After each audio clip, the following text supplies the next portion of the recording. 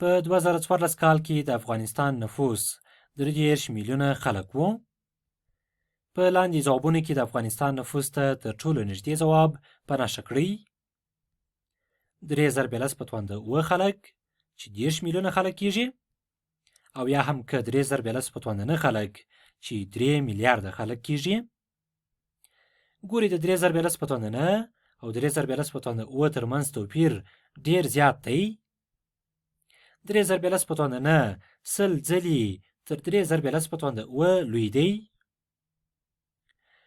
نو دلته چې د افغانستان نفوس په 2014 کال کې 33 میلیونه خلک وو، دا 33 میلیونه به موږ داسې یو عدد ته جوړ کړو ترڅو د هغه عدد پرتله کول د دې ځوابونو سره راته اسانه سي.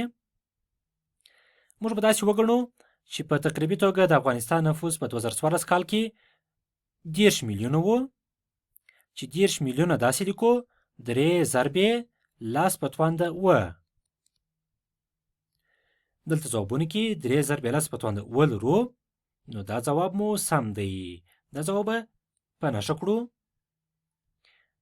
دې پوښتنې ته به راسو.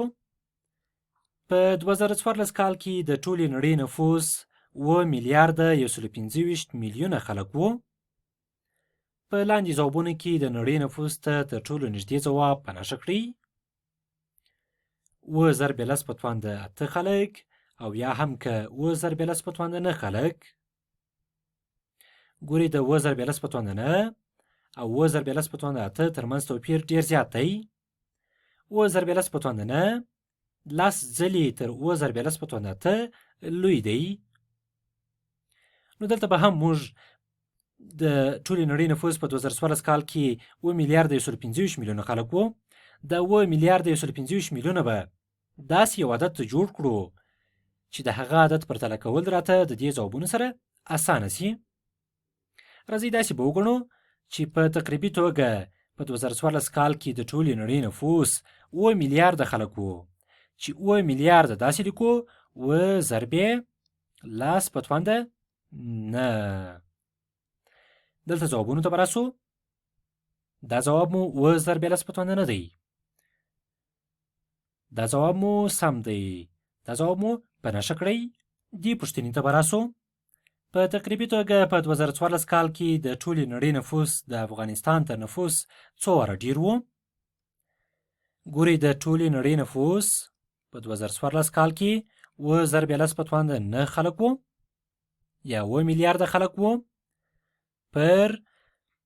او په 2014 کال کې د افغانستان نفوس 3 ضرب لس په توان د 7 خلک وو، یا 30 میلیونه خلک وو.